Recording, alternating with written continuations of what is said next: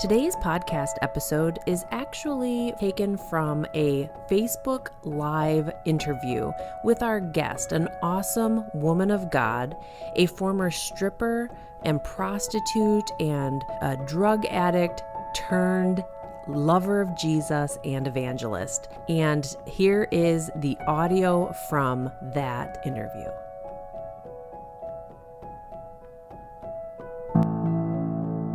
Welcome to the I Will Be Your Church podcast virtual sanctuary. Be strengthened today with the truth of God's love so that you can say to your families, your friends, your co-workers, and your social media worlds, I will be your church. Your hosts for today's episode are siblings Ben and Joanna Church.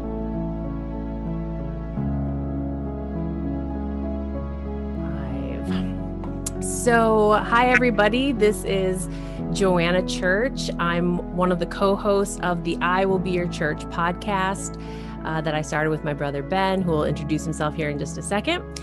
And so for those of you who aren't familiar with us, we're actually on a little bit of a spring break, but we'll be back the week of Easter to share in Resurrection Sunday and share our thoughts on what that's all about, and Jesus's resurrection from the dead, which is the very hope of what we believe. It's why we believe what we believe. It's what the foundation of every Christian is or should be.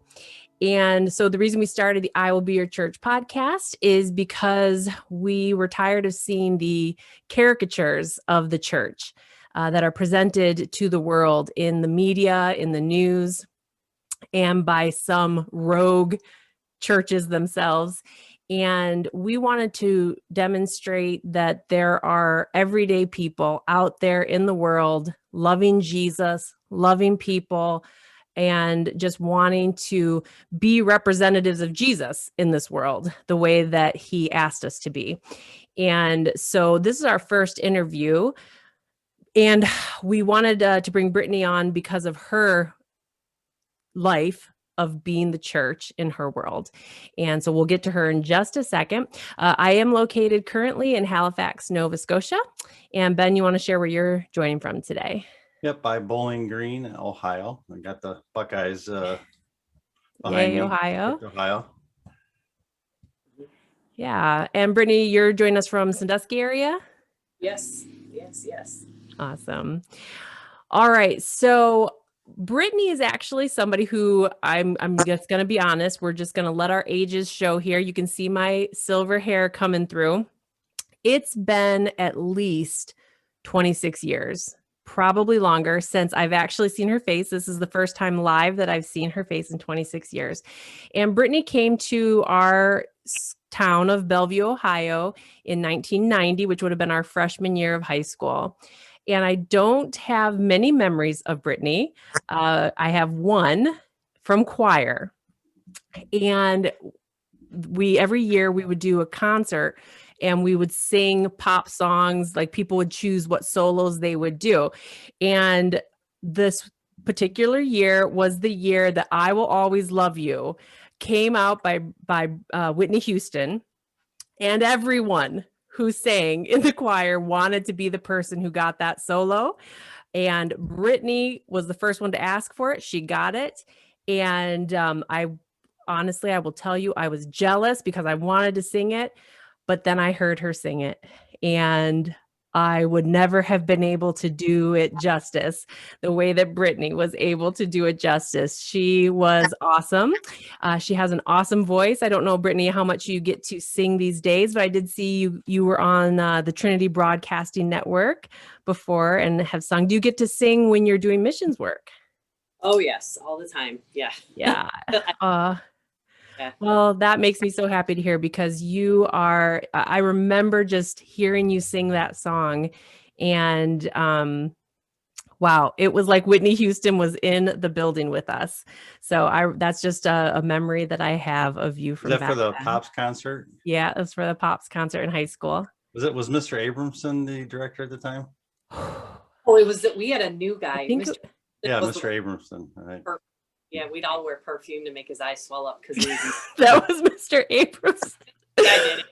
We were bad. Oh my gosh. The other guy, I really liked him, and his wife was an opera singer, and she took me under her wing and taught me a lot of like vocal stuff. So.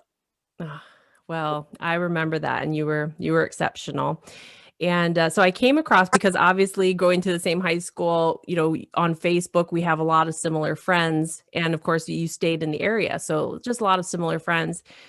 And so when I came across your Facebook profile and I just started seeing a lot of the posts that you make and the work that you're doing, working with homeless people, doing missions work to Jamaica. And I was just amazed. This was not the young woman who I remember from 1990.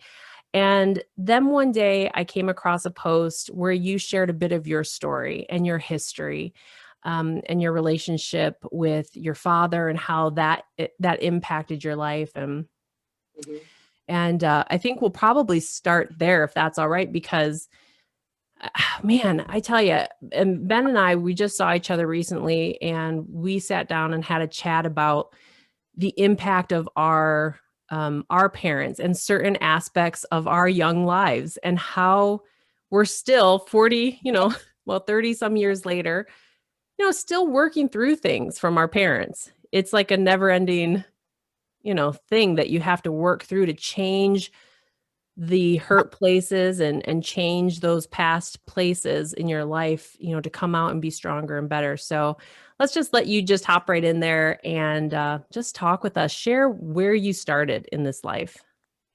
I think when I came to Bellevue is when I was going through so many transitions in life too. My parents were separated when I was almost 10 years old.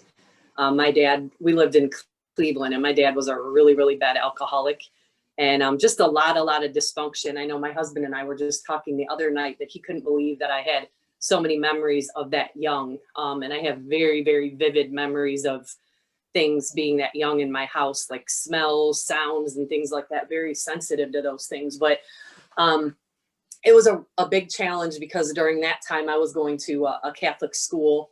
And there was a lot of shunning that took place because of the fact that my parents were going through a divorce. They supported my mother to a lot because they knew how my father was, but they didn't necessarily know who my mother was either. So it was kind of a lot of dysfunction on both. But so we went through that when I was in school. I remember my father had actually used to call bomb threats into my school. Threatened to kidnap me. It wasn't so much my siblings, but I was the baby, and it was kind of like the fight for who's going to get the baby. And the court refused, by my mom's pushing, refused my dad any visitation with any of us kids.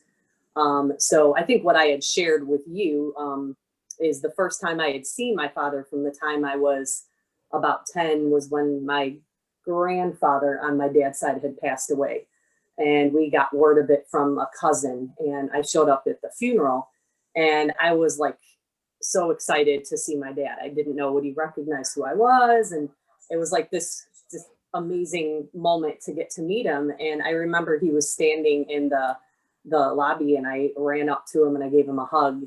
And I remember him not hugging me back. So I backed off, and I thought, thinking, maybe he doesn't recognize me. He doesn't know. And I said, I'm Brittany, your daughter. And he just looked at me with like this completely emotionless look and just said, I don't even know why you came. Your grandpa always hated you. And then said some things about my mom and walked away. And I never really realized until I came to the Lord how pivotal that one moment was in my life. Yeah. There was a lot of dysfunction, like a lot of verbal abuse and things like that from, my other family as well. And it's a challenge because when you give your testimony, you want to the Bible tells us to honor our father and mother.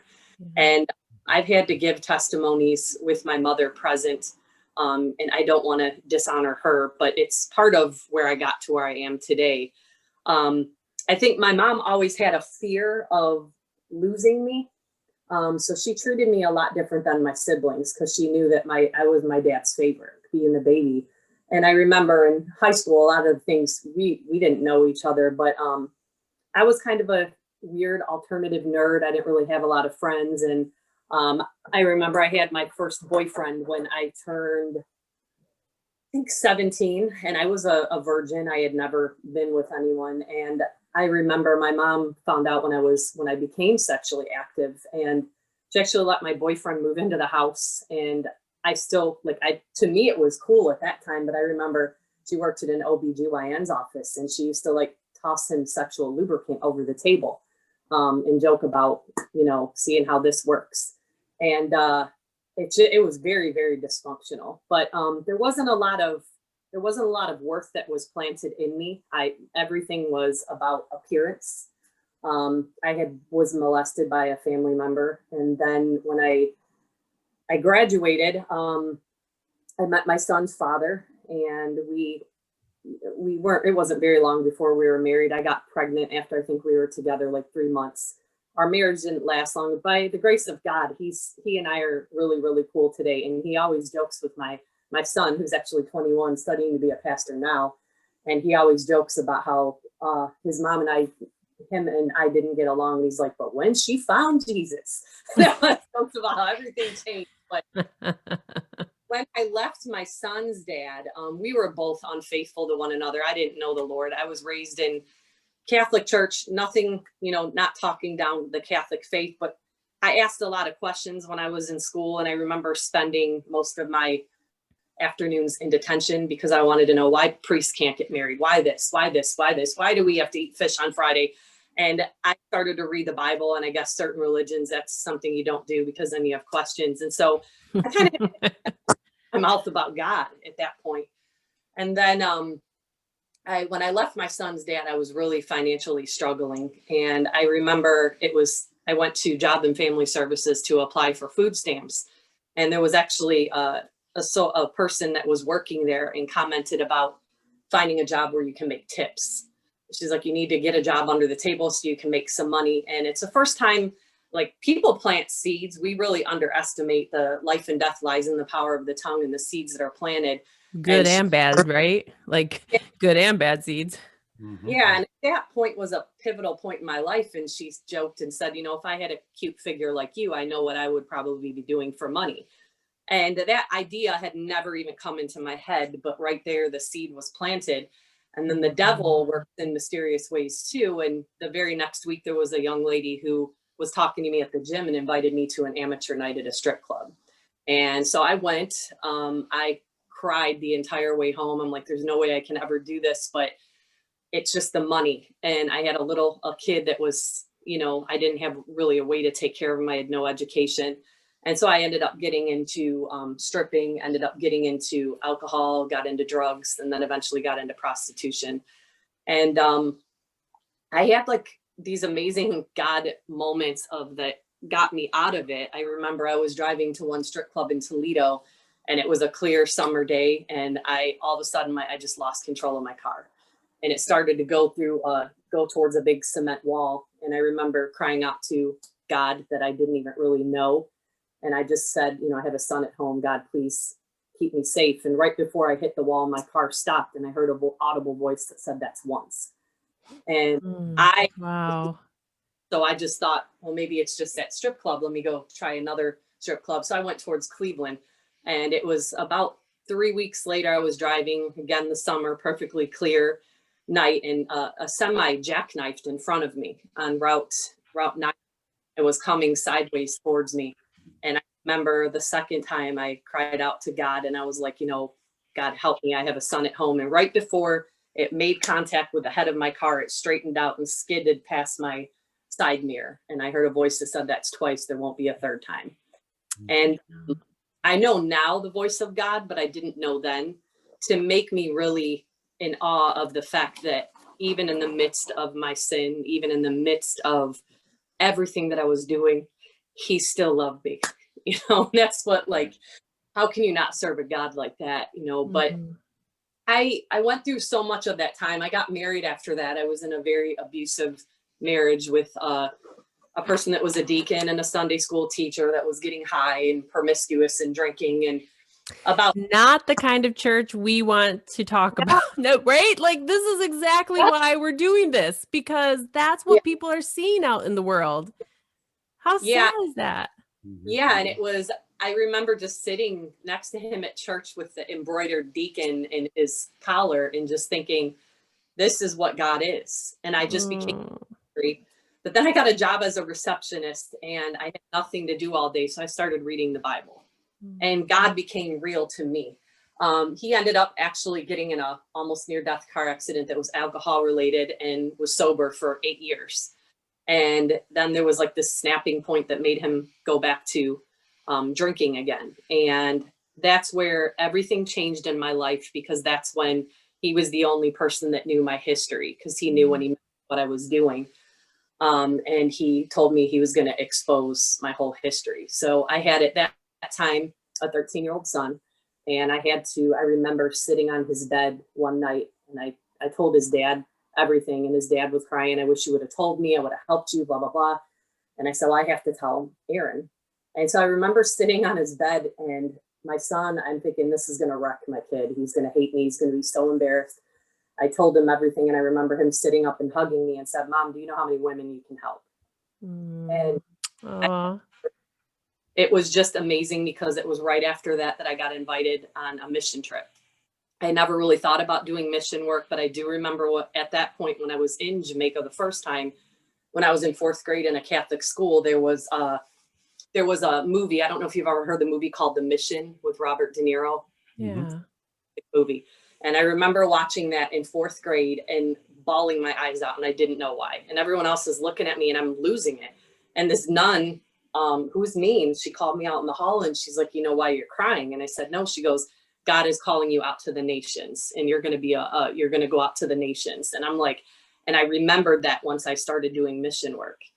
So I got asked to go to Jamaica, and I was feeling very unqualified because here I am going through my second divorce. I wasn't really a believer, but I just felt like maybe this is something that I need. And that's where I had my first encounter with the Lord. And I remember being like slain in the spirit. I remember hitting a tile floor. Everyone thought I was. Can I pause right there for just a second? For people who are listening, that's sort of a term that gets thrown around in Christian circles. Can you explain what that means to you and what happened to you when you say that you were slain in the spirit? Well, I think the dangerous thing with that, that's between people and the Lord, but I think a lot of times there's theatrics that happen in church. There's a lot of theatrics with, as they say, speaking in tongues. I've seen it done wrong, to each their own. There's actually churches that teach people how to do that. And there's also, I've seen people slain in the spirit where I think it's theatrics. Like a joke. But for me, what it was is I was my body was overtaken. And I lost it. Like I lost all control. I remember just hitting the floor and just like God was like overwhelming me with his love. And it was there that I surrendered everything that I carried, everything I surrendered. And it was like, whatever is happening right now, I never want to not have this happen again. And that's where I met my mentor, my pastor in Jamaica. And that's where I told him everything about my life. And that's where he told me that your mess is your message and your test is your testimony. Mm-hmm. And, I went home and I remember going to Las Vegas for a job. And that was the first time I had been there since I was stripping and prostituting. And I'd been there before, but it wasn't for legitimate work. And God told me to go and minister to the women in the strip clubs. And so I was by myself and I found my calling in life.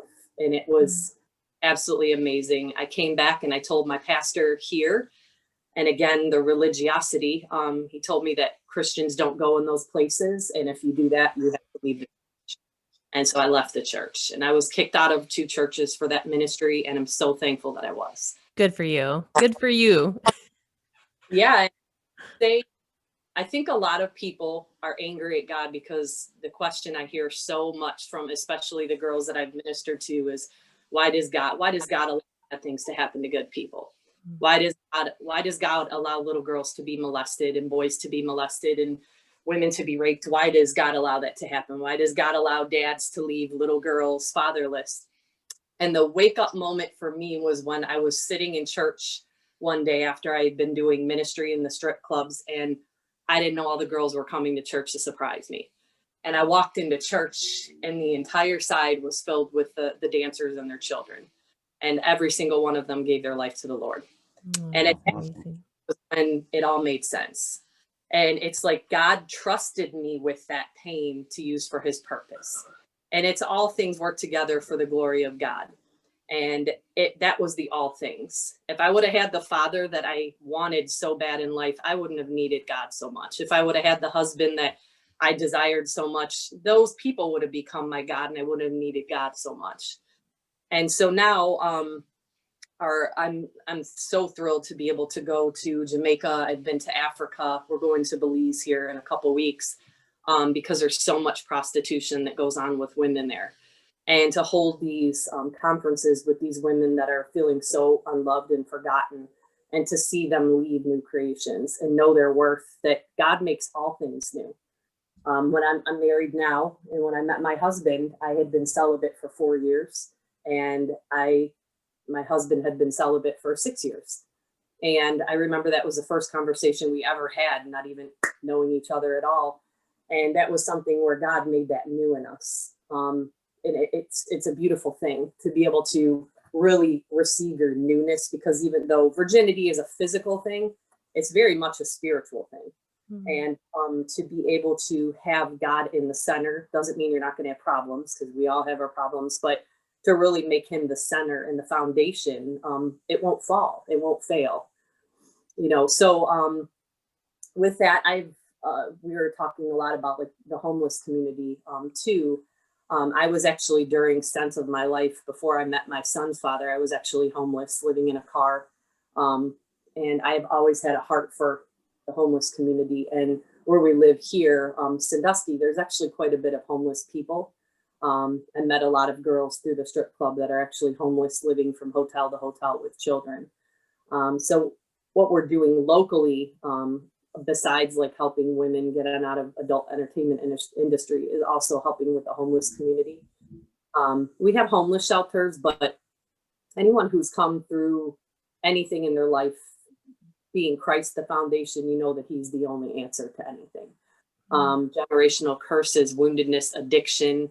I'm not saying AA is bad and things like that, but if he's not, when a person, I believe a lot of things are demonic. I believe addiction is a demonic stronghold. And the Bible talks about when a demon goes out, you have to keep your house, and that comes with discipleship. Another thing I think church is greatly, greatly missing is the discipleship aspect of it. I watch church online every week, and I see all these people coming to the altar, but there's not a plan for those people. Like, what's your plan to do life with them? And that's where it's hard with the big mega churches and people like that. There's so many coming, but they're going back to the same lives. They're going back to the same abusive marriages, the same strip clubs, the same addictions. Who is holding their hand? And we're doing them an injustice with that. It's like the church has been pretty good about sharing the message that, God loves you. Jesus died. He was raised from the dead to give you new life. Yeah. And that's where it stops. And so it's like, hey, you can have new life. And people respond to that because they feel that longing in them for that rebirth of their spirit. But then we stop and we don't tell them. It's like all about heaven, but not about how to keep walking here on earth in that new life. Yeah. And so I agree with you. Like that's what we're trying to do, is how do we help the people around us, not just find eternity, but how do we help them walk in newness of life here while they're here and living in this environment, in this world? I think the part of the problem is discipleship is messy. It's very messy. And in order to do life with someone, we have to love like Christ loves. I don't know if you saw my post the other day about one of the men that inspired me so much for the homeless shelter. We were doing a prayer walk in Sandusky, and I saw I was kind of bored with it. No one was out there. No one's really listening. I'm like, God, I just need you to send me somebody. And I look across the street by a bar. There's a guy sitting on a bench out front. And so I just felt led to him, and I went and talked to him. I noticed he had some hospital pants on and a little hospital wrist thing. And I actually found out he was homeless, and he was living at the gazebo. And he became a very close friend of mine. I tried 3 times to get him into rehab. He wouldn't go. But either my son and I would bring him dinner every night. We bring him heated blankets, make sure he had minutes on his cell phone. And he was really, really hard to love. He was very hard to love. I brought him to church with me. He'd usually pass out because he was drunk. My son always laughs because he always peed on his car seat. So he always had to put Chuck's down first. But it's like, that's what it is. Discipleship is smelly and it's messy. But I remember he'd be in the emergency room all the time, and they would call me and be like, Larry's in here again. You got to come calm him down. And I'd walk in, I'd be like, because he'd be throwing chairs, acting like an idiot. I'd be like, Larry, get down. Then he'd sit down and he's like, before you lecture me, I know Jesus, I'm just an idiot. And then he'd sit down, but it was like, we eventually was able to get him into a nursing home, and he was there for about a year and a half. So I didn't get to see him much this last year. And I got a phone call, I think it's been about 2 weeks ago. And they told me that he wasn't doing good. He was on hospice. And so they let me go in to see him. And I thought he had a couple days left because I work for hospice. And I was talking to him. He didn't really respond a whole lot, but he smiled and tears were coming down. And I reminded him about his salvation. And I came home and they told me that he had passed away. And to me, that was just like, what an honor and a blessing it was to be his friend. And what an honor and a blessing it was to love him through his mess. And I think if we did that to people, like when I think of the most amazing salvations I've seen in my life, there's 2 that come to hand. One of them was in the lap dance section of a strip club. And my pickup line was, how much time will you give me for $20? And we'd go back and talk, and I'd share my testimony. And I remember this girl just, topless in a thong. And I remember her just bawling her eyes out. And she was a heroin addict. And she gave her life to the Lord. And then she decided shortly after that, I don't want to be a heroin addict anymore. And her life is completely changed now. And the other one was in Montego Bay. There was a young man that was trying to sell us drugs on the strip. And I have like all these, my husband laughs, I got the greatest pickup lines, and asked, if I like to get high. I'm like, yeah, man, I love to get high. I'm like, you know what I like to get high on? He's like, well, I'm like, Jesus. And then you see the face of, oh crap. But he had like, I don't know if he had an 8-ball or marijuana in his hand, but I remember him just sitting there, and like, I felt this thing of like a mother love for him. And I don't even remember what I said, but I just remember next to him collapsing in my arms and him sobbing and me just loving him. And it was probably like a 20-minute embrace. And next thing I know, with drugs in one hand and my hand in the other, he gave his life to Christ. And that right there is what he's about. It's about meeting us in our mess, but we think you have to be, even people out in the world think you have to be at a certain place before you come to Christ. Mm-hmm. He came to me when I was driving to strip clubs, and he came to the girl in the strip club in the lap dance section. And he came to this man while he was trying to sell me drugs. And when you meet someone at their lowest, dirtiest point, it makes it, you can't refuse that Jesus. You can refuse the Jesus who stands out on the street with a megaphone. There was a man who stood across the strip club, and I remember him. I remember his voice, and he stood across the street, and everybody who was going in the strip club was going to hell. He was there. He was so religious about it. He was there. And I remember just like going, I felt so dirty every time I walked into the strip club. And I remember about 6 months after doing the ministry, I walked in the club, walking towards a club, and I heard his voice. And immediately I felt that feeling, that shame, that inadequacy. So I was like, I wanted to punch him, but I was like, I believe his heart is right. His way just isn't working. So I walked across the street, and I asked him how long he'd been doing that. And he said 20 some years. And I said, how many people in the time you've been doing this have you led to Christ? He's like, well, no one. I said, well, do you know where I'm going? And he said, well, I said, I'm going into the clubs. And I said, every night we're having salvations. And I remember you. I said, I used to work in that club, and I remember your voice. And I believe your tenacity for the Lord is so inspiring, and your boldness for the Lord is so inspiring. But when I hear your voice, immediately what I thought of is the shame. And the way that you're doing it kept me out of the church. And he actually asked me to pray for him, and they've never seen him back there since. Wow. Like just that word shame, Yeah. Like the Jesus came to take away shame. Yeah. And it feels like the church has become, and I say the church generically, like not every church and not everyone, but the church that's presented currently to the world in the Western culture is so full of shame Yeah. and just so full of condemnation. It's universal. I see it even more so overseas. Wow, that surprises me. Very weird to them when I talk to them about it's very, very weird. And I think it boggles their mind. Like it doesn't make sense. They're strippers or prostitutes. It's just as bad. But I think part of it is that we all have a past. And I always use the analogy when you're driving a car, you got a huge windshield, but you got a rear view mirror. And there's a reason we have to have that rear view mirror is a reminder of what's behind us, but to make sure we don't go back. And I think it's so important for us never to forget that rear view mirror is there. Because again, our mess is our mess and our test is our testimony. If I would have listened to the church, I never would be doing the ministry that I'm doing now. I was willing to get kicked out. I was willing to be shamed. And the great thing is God restored all those relationships with those pastors. We actually do ministry together. I love them dearly. I actually had one pastor apologize to me for actually doing overseas mission work. And it was beautiful. So, I mean, we're all just in different places, but we can't let religion, it's about relationship, not religion. Yeah. And that's what's so fundamental because Jesus was so relational. The greatest ministry he did was outside the church. That's right. It was like he couldn't do crap in the church because they're all mean and trying to kill him, you know? And that Brittany, is there a cultural difference? Like you've been overseas doing that same thing as in the States.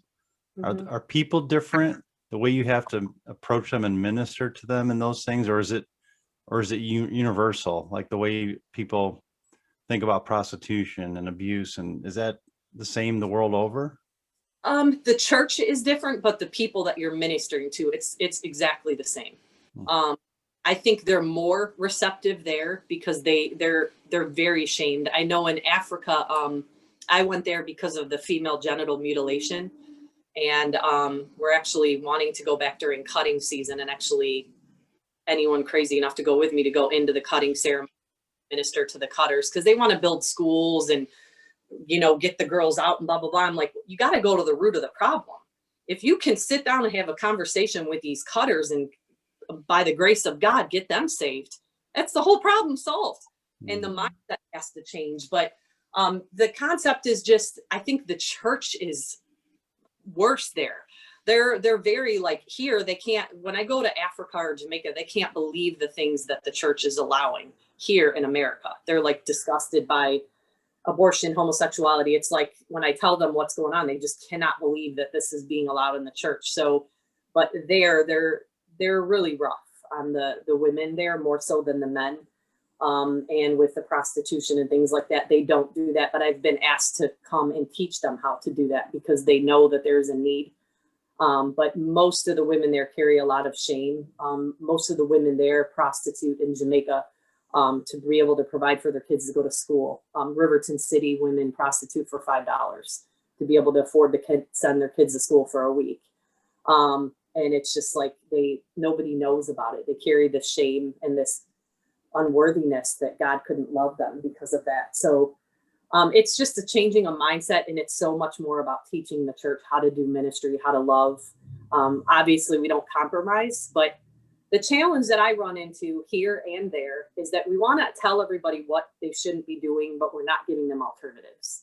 I wasn't a kid that said, hey, I want to be a hooker when I grow up, and I want to, there's a lot of times there's a root, there's a woundedness. If I hadn't been through the things I've been through, I might not have, but there's also financial things. We have to give them alternatives.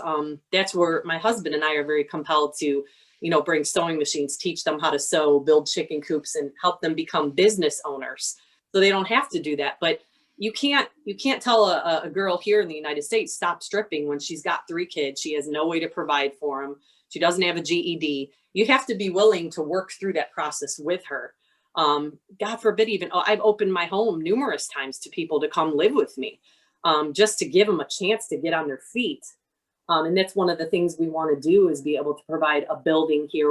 We've looked at some hotels to be able to give people an opportunity to holistically heal, teach them money management, get GEDs, job skills, all those things, because giving them money, they don't know how to manage that. So it's definitely a holistic thing. So It struck me when you were talking about your dad, and we don't need to go too much into that because I know you've tried to find that grace in that relationship, but you said that was a pivotal moment for you at that funeral. And you had said in your post when I had read that about it, that started to change your feelings of worth. Mhm. And you know, thinking about prostitution and stripping and the worth, what am I worth? Yeah. But at the same hand, I also think about the men in that equation. Mhm. And from a prior relationship, knowing that there are men in those strip joints devastated by the fact that they're in there, don't know how to stop.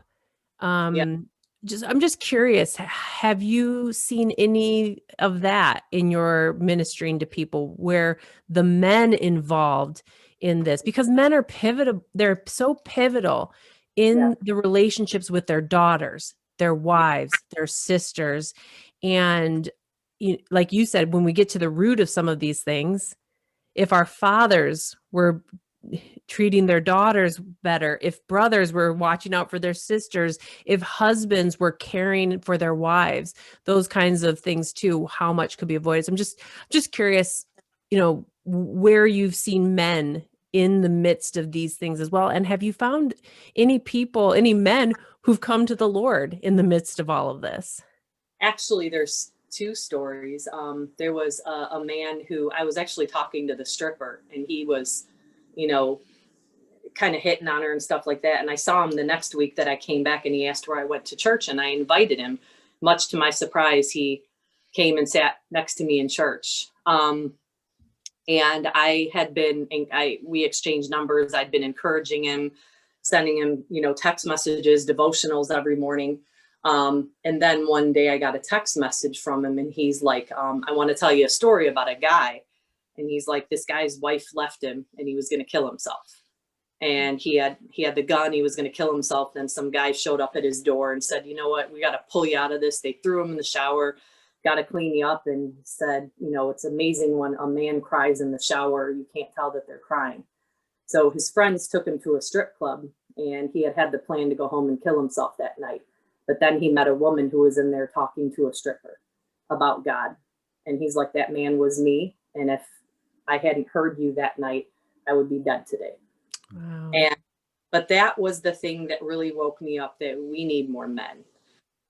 Yes. I didn't have anyone to help disciple him. And he, unfortunately, I know people have different standpoints on this, but women can't disciple men and men can't disciple women.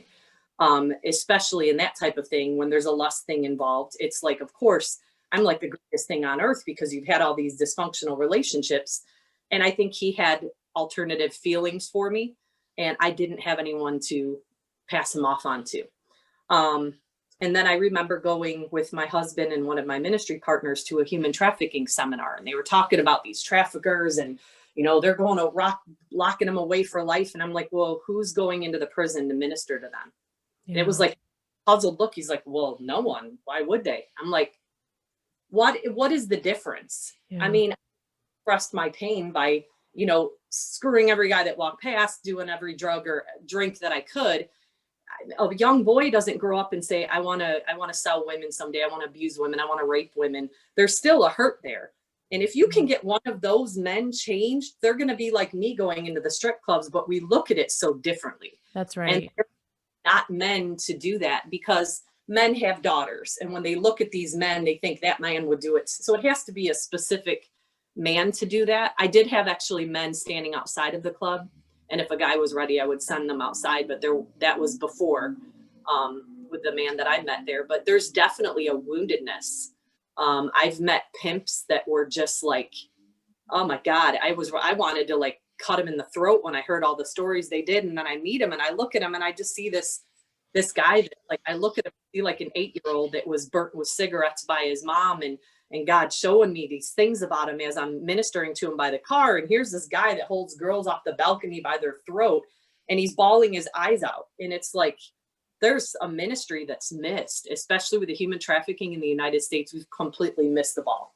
We want to stop it by locking it all up, but it's an infected tree, and we need to get to the root instead of cutting off these little leaves that look bad. We have to go to the root of the problem, and that's the root, but nobody's willing to do it.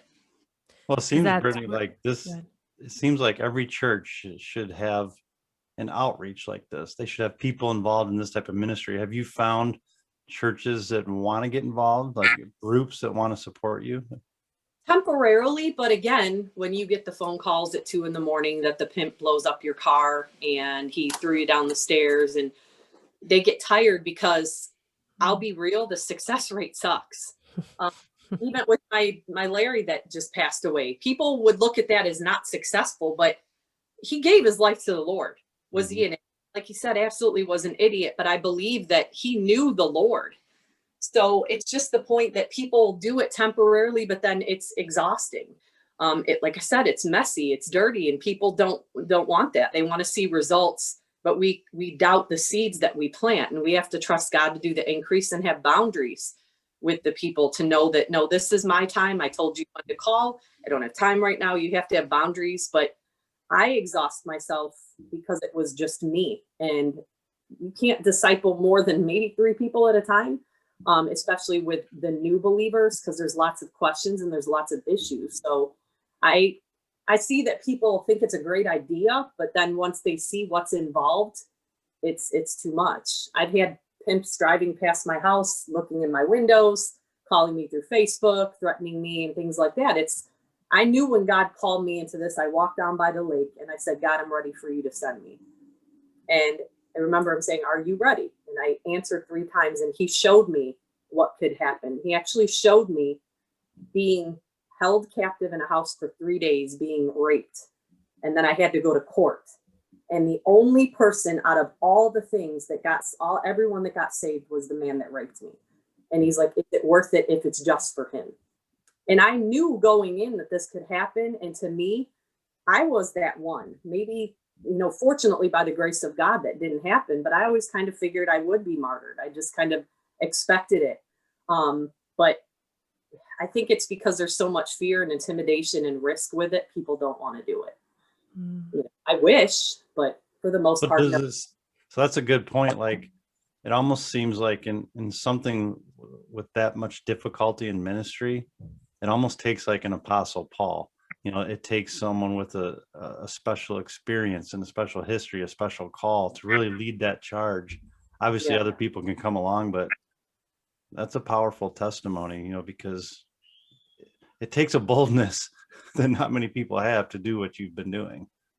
I think too, like I say this a lot, I think it takes someone who's been through something to be able to relate to someone who's going through something. I see it with the girls at the club, how many times I brought women with me and they've been like, so what's your story? And then if they don't have one, they completely shut them down. Now they can disciple them when we're on the outside, but when you're on the inside, I am like hope. When I walk in, I don't look like what I've been through by the grace of God, but when they see me walk in there, they say, what is the one guy said to me the other night? I look like a lady from the court. You look all snobby and bougie and blah, blah, blah. And when I come into the places where I used to work, they're just kind of like, no way, because I don't look like what I've been through, but yet I don't look like some old, nun walking around looking all perfect. And I got tattoos in my nose. Well, we won't talk about that. I had my nose pierced. On to hell for that. But no, you're not. Another religion though. But I think it's just like, you have to start out, you have to build a relationship and they trust you if you've been through it, but to be delivered from it, because you can't go back into something. You have to pray a covering over yourself, because I've walked out of the strip club without praying over myself. And I had the strong overcome of lust on me. I'm like, what the heck is going on? And then I realized I didn't pray for myself before I went in. And it's like bed bugs, demons attached to people. they'll jump on you. If you got to be careful who, lay hands on you and stuff. I'm sensitive to that because I've seen it. But I think it's just people, and a lot of times I know the girl that I was talking about with the strip club, I felt like her problems were too big for me. I wasn't a heroin addict. And the funniest thing was with her, the strip club bartender was the one who called me out on it. And she's like, hey, preacher lady, I noticed that you're in here ministering like almost every week, but why are you not talking to the one that needs you the most? And I knew exactly what she's talking about. I'm like, what are you talking about? And she said her name, and I was like, oh, I didn't even notice I hadn't been talking to her. And then I looked on the board and I saw her name wasn't there, and I was excited. And next thing, she walks in, and that's the one that gave her life to the Lord. And I just feel like sometimes we don't think we're qualified enough. I thought I had to be a heroin addict to minister to a heroin addict, but I just had to go through some hurt myself, and I had to be transparent. And Jesus never was an addict. He never was a prostitute. He wasn't demon possessed. But look at all he did. And sometimes we think we have to be qualified at certain things in order to set people free, but he was perfect. So if we use him as an example, we just have to know how to love like he did. If we don't love like he did, then no one's going to want anything to do with us, So, yeah. Brittany, if someone's listening tonight and they just can't relate to what you're talking about, can you just share with us how you felt as a woman before Jesus? And then describe what the experience was like when you fully gave yourself to him and how the transformation happened. It's not easy to walk away from the good money. It's not easy to walk away from drugs or alcohol. I mean, people go through rehabs and so many things to try to break free. And yet God brought you out of that. Can you just sort of describe the emotion and the feeling and what happened in your spirit when before and then during and now? I just felt like I had this gaping open wound so much of my life. A lot of it rooted from, I can go back to that little girl that was waiting by the door for her dad to come and he never came. I just wanted to be loved. I just wanted to know what it was like to be loved by a man.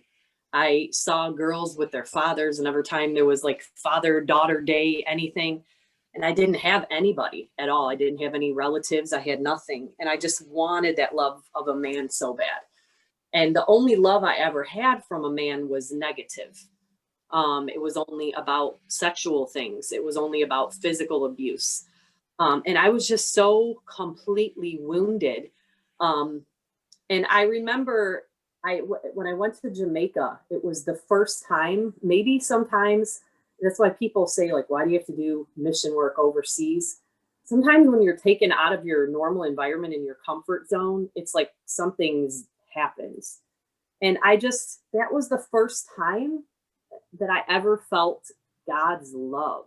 So overwhelming and so pure.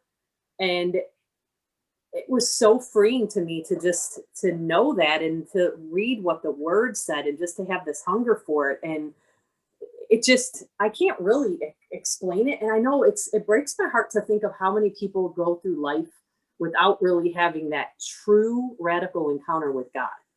That's just like, it breaks my heart, because it's just getting into literally feeling his arms wrap around you and telling you you're worthy. And it wasn't like what the church had taught me. God was nothing like the church had taught me. I was scared of God. I felt like I wasn't good enough for him. And it's very difficult, I think, for a lot of us to view God as a loving father when we didn't have one. How can we relate to a father figure when we didn't have one? And it really comes from knowing his word and being around the right people who can teach you. For me, it's been my pastor and my brother in Jamaica. And he still is my mentor. He lives thousands of miles away, and it's still like every day I get the devotional, the encouragement. We do Zoom Bible studies together. And it's very important to find people to like do that. But the church hurt me terribly. The church just wounded me more so, I think, when I was in that marriage for 10 years. I remember going to the pastor of my husband's church when he had choked me and I had a big bruise on my neck. And I remember being scolded by the pastor's wife about how I was not being a godly wife by exposing my husband's sin.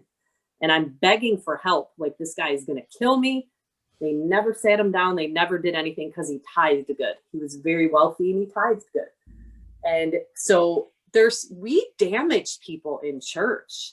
We really hurt people. And I know my husband and I are in struggles right now finding a church because we want to do amazing. We have such amazing ideas for ministry, but there's the grace-based churches have gotten out of control.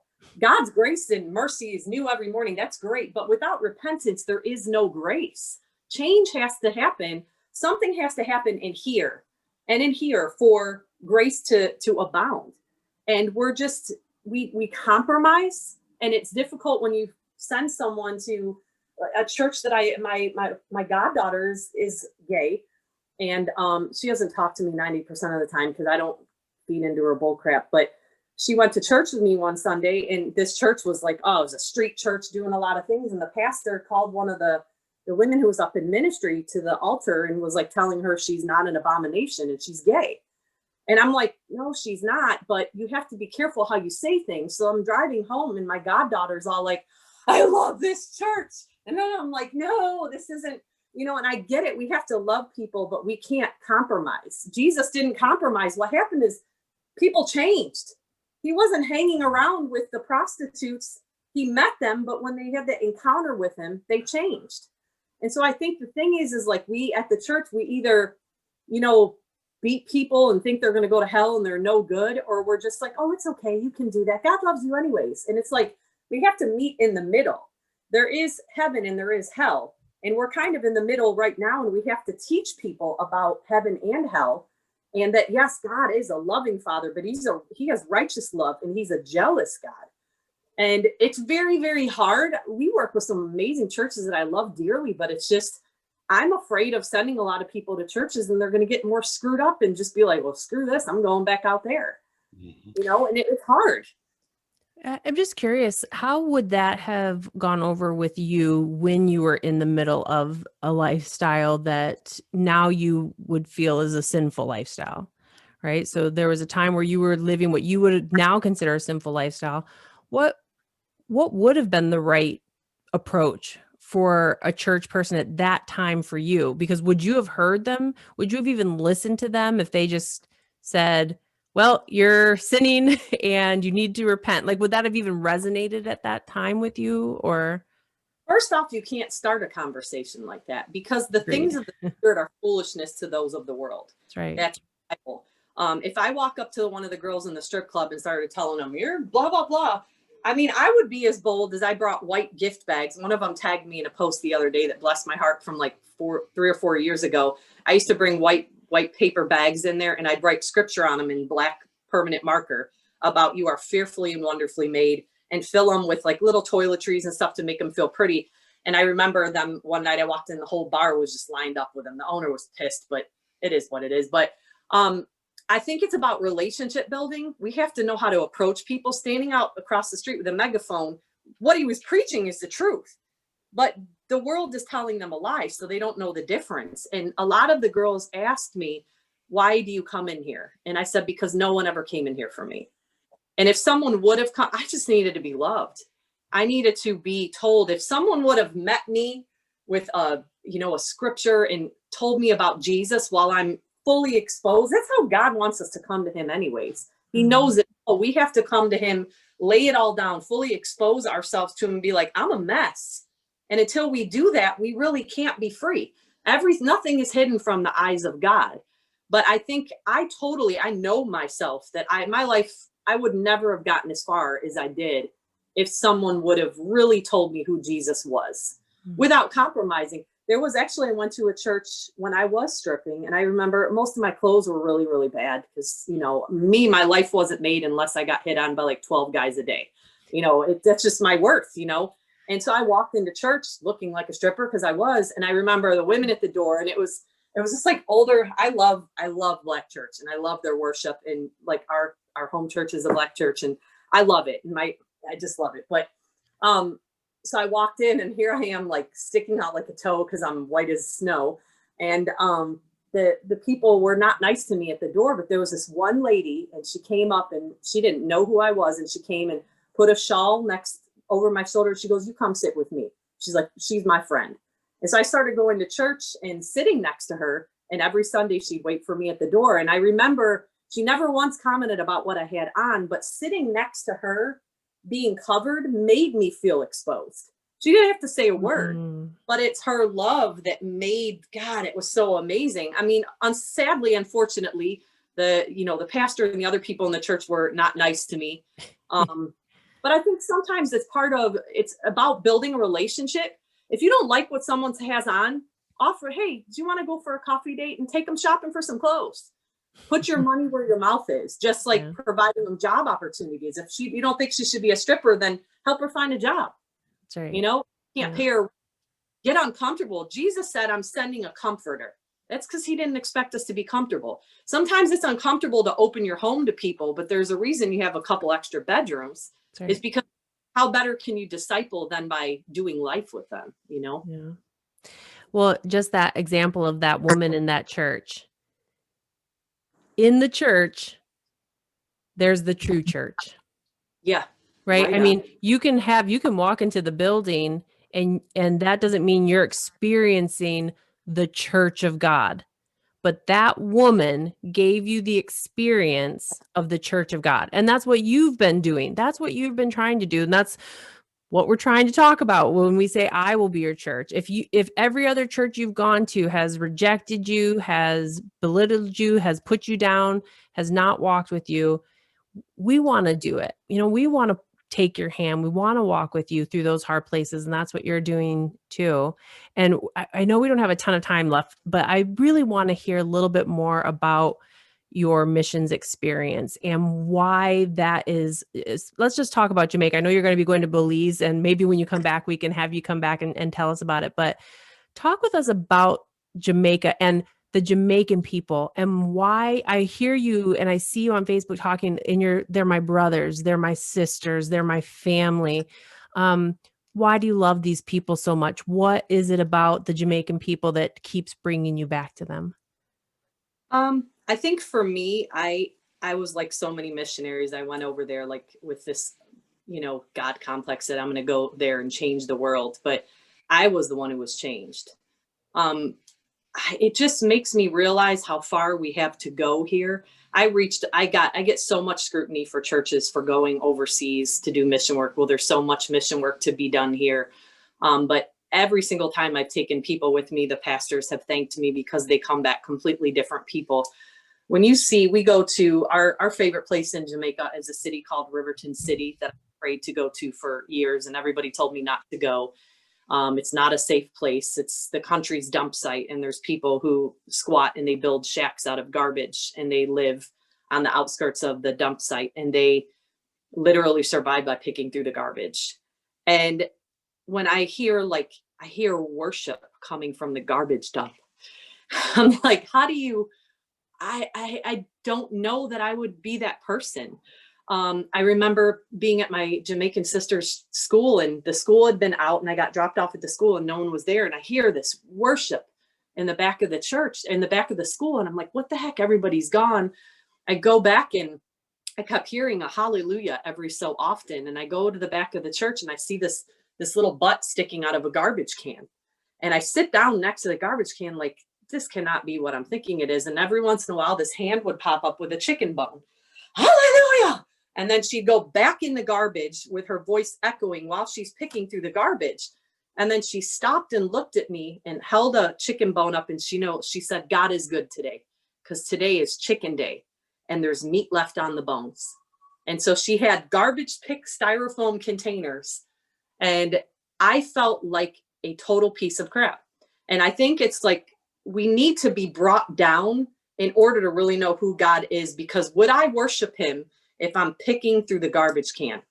I don't know that I would, but I know that I go there to learn from them so that I can come back here and teach people how to be grateful. And it isn't possible to accurately like verbalize what happens until you go there yourself. But there's never been a person in the almost 7 years that we've been doing that has not gotten completely wrecked by it and hasn't come back like, I'm done. I can't go with this church as usual. I want to worship God. And it's not until we have to become desperate for God. And I believe that's what he's doing in our country now. I believe that he is closing the church doors, because I don't know if he wants us to get back to the book of Acts church, because we're not being a church. We're not being a family. We're not doing life together. But I think we have to get to a place like in Jamaica and Africa where we're desperate for God. He's our last choice. When you get a terminal diagnosis, what do? You run to the doctor, you run to this, you run to this. And when all else fails and there's no hope left, let's go to church. We're there. They bring people to the church, and dead people come back to life. Crippled people get their limbs back, because he's their first choice, not their last choice. And I really feel in America, that's what God's doing to us right now. He's bringing us back to our first love. Your mic is muted. I was just saying, Ben, did you have any questions you wanted to ask? No, I just really encouraged about the testimony, because I just heard someone say the other day that our testimony would be like a resume. So if we're going to go get a new job or a job interview, we have a resume all situated. We've got it typed up. We know what it's all about, and we're representing that, to get this job. Well, it's the same way with our testimony. If you show up at a job interview with no resume, with no experience, with no history, like, you're never going to get that job. Right. How much more if we have to win people for Christ, then we need to be able to present in a practical way, well, what's Christ done in my life? And I hear that with Brittany, like, on such a powerful scale. And I would just, if anybody's listening, like, just to take what she's doing as an example of your life, and then see how God has worked in your life through the pain, through the struggles, through all the different things in your life, and how God has weaved his love and his protection through everything. And then find ways to share that with all those people around you.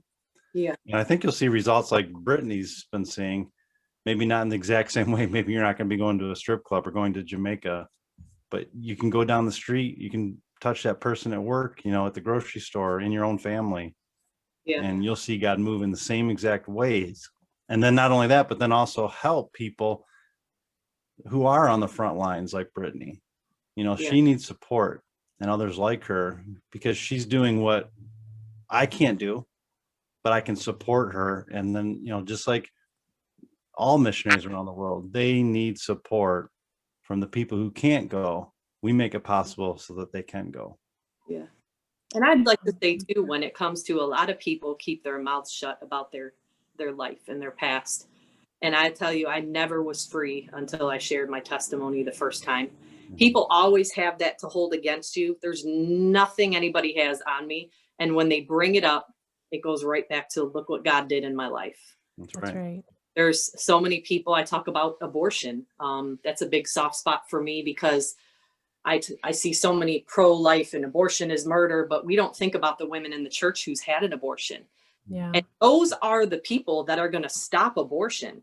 When you hear their testimony about how their life has been tormented by that, those are the ones that could stand in front of the abortion clinics. That's right. But you also have to have a plan for those girls when you talk to them. That's right.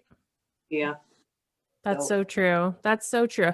Well, that's right. That's, I think, any issue that you're hearing the church talk about today, if all we're saying to people is what they're not supposed to do, but we're not giving them the support that they need if they don't go through with whatever that is, then that we're failing them. Yeah. And so I agree with you wholeheartedly on that. Like, if we're going to say we're pro-life, well, then let's be pro-life from start to finish. Yeah. Let's mean it when we say pro-life. I say it's pro first breath, and then you complain that they're living on the system. Yeah. But, you can't complain that. Just like when you lead to Christ, what's your plan for that person? When you talk someone about an abortion, you better have a plan for that woman and her child, and be ready to do life with them, because they're making that decisions because they have no other choice. Yeah. So true. Well, it's been awesome.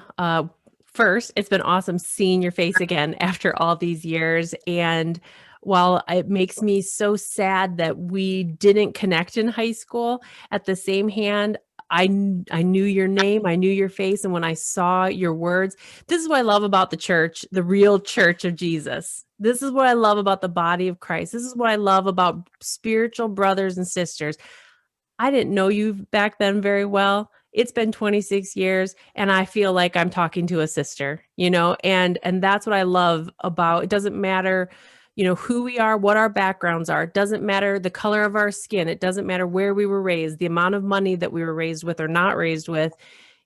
We have a commonality of Jesus, Yeah. And we have the inside of us sitting here right now is the very same spirit connecting us. And that's what's so awesome about it.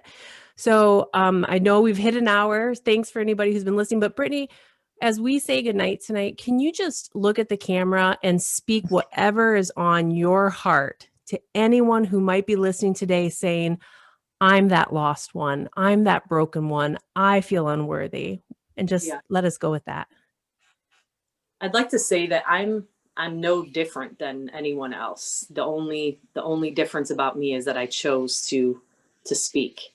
And I chose Jesus. I never in a million years would have thought I would be the one that would be doing it, but I can say that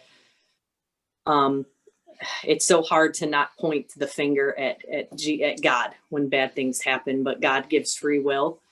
And I just pray that if there's anything holding anyone back from opening your mouth and sharing your testimony, that God just will release your tongue. There is lives that need to be saved. There's so much that I haven't been through in my life that other people have. And I just pray most for the men. We go into church and we see so few men sitting in church, that the men will rise up, that the men will come out of that shame. There's so many men who've been sexually molested, that there's so much shame and such a stigma on that. And this world needs to stop treating them like they're gay.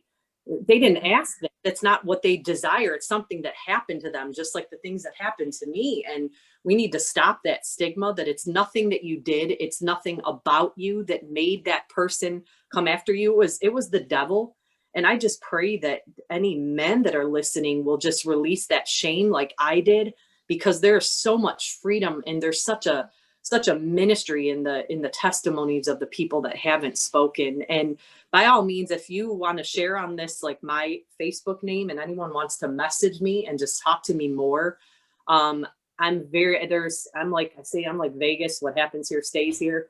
I don't talk to people about things, but I would love to, if any woman wants to get involved in this, or if you've been through, by the grace of God, an abortion, and you would like to start a ministry of how to minister to the women, I would love to help, because there's such a need. I work with Heartbeat Pregnancy Center in Sandusky, and I know that is such a need. But just not to let the world Jesus, when he died on the cross, shame died with him, but it didn't come up out of the grave with him when he rose again. And I did that. I laid my stuff on the cross, and I didn't pick it back up again. Yeah. That's awesome. So for people who are listening or who come back and hear this recording on a different day, we'll be putting in the comment section a link to, I think, what is the ministry that you're working with right now? You put a link to it usually in your... Yeah, it's our ministry is called Missions for Christ, but the website is www.isaiah, ISAIAH 52 and then the -7.org. And there's actually a link in there for my email as well.